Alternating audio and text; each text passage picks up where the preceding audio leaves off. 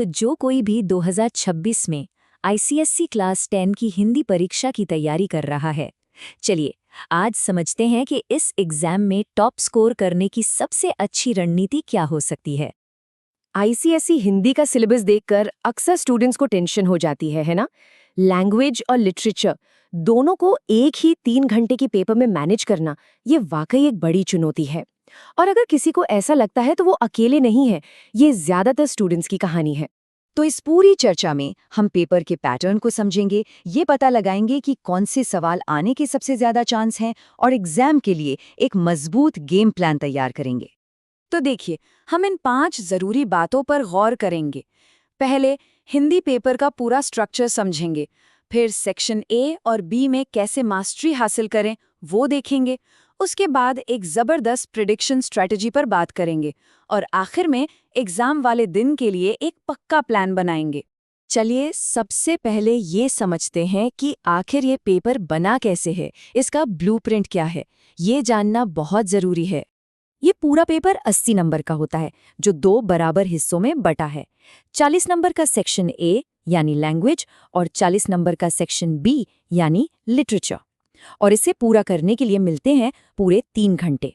ठीक है, तो अब आते हैं सेक्शन ए पर और देखते हैं कि इन पहले 40 नंबरों को हासिल करने के लिए हमें क्या करना है। सेक्शन ए में कुल 4 तरह के सवाल होते हैं। शुरुआत होती है निबंध से, फिर आता है पत्र लेखन, उसके बाद एक अनसीन पैसेज और आखिर में ग्रामर के सवाल। यहाँ एक बहुत काम की ट्रिक है।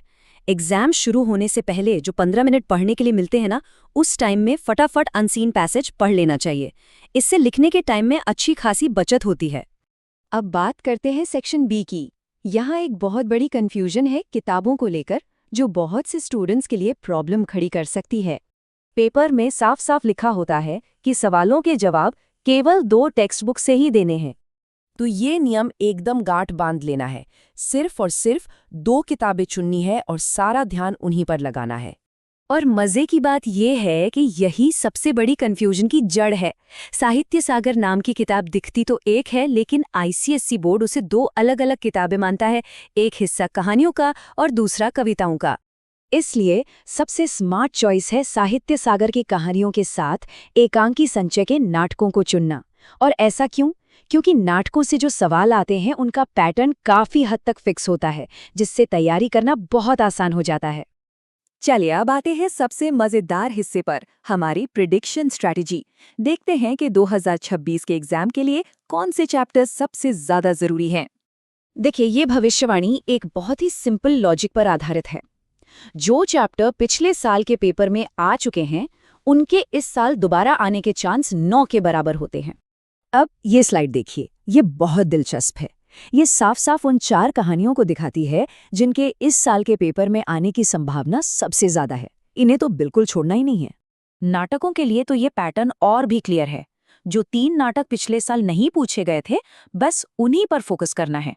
2026 के लिए इन्हीं 3 में मास्टरी हासिल करनी है। तो अब जब ये पता चल गया है कि क्या क्या पढ़ना है, तो चलिए अब ये देखते हैं कि एग्जाम हॉल में अपने टाइम को कैसे मैनेज करना है। एक बेहतरीन अप्रोच ये है कि सेक्शन ए के लिए लगभग 80 मिनट रखे जाएं, सेक्शन बी के लिए 90 मिनट और सबसे ज़रूरी आखिर के 10 मिनट रिवीजन के लिए बचा कर रखे जाएं। अगर हम सेक्शन ए के 80 मिनट को और बांटें, तो हर सवाल के लिए एक टाइम लिमिट तय की जा सकती है, ताकि कोई भी सवाल हड़बड़ी में न छूटे। और हाँ, पेज की लंबाई का ध्यान रखना टाइम मैनेजमेंट के लिए बहुत ज़रूरी है। ज़्यादा लिखने का मतलब ज़्यादा नंबर नहीं होता। ये बात हमेशा याद रखनी है कि हमारा लक्ष्य पूरे पेपर को स्ट्रैटेजी के साथ पूरा करना है, ना कि किसी एक सवाल पर परफेक्शन हासिल करना। तो कुल मिलाकर ये है हमारा विनिंग फॉर्मूला। पहला, फोकस एकदम क्लियर हो, साहित्य सागर की कहानियां और एकांकी संचय। दूसरा, बताए गए 7 जरूरी चैप्टर्स में महारत हासिल हो। तीसरा, टाइम मैनेजमेंट प्लान को सख्ती से फॉलो किया जाए। और चौथा, आखिरी 10 मिनट में गलतियों को सुधारा जाए। इस स्ट्रक्चर्ड अप्रोच से न सिर्फ टाइम बचेगा, बल्कि टॉप परफॉर्मेंस के लिए जरूरी कॉन्फिडेंस भी बढ़ेगा। तो सवाल ये है कि इस नई रणनीति के साथ क्या एग्जाम का डर थोड़ा कम हुआ?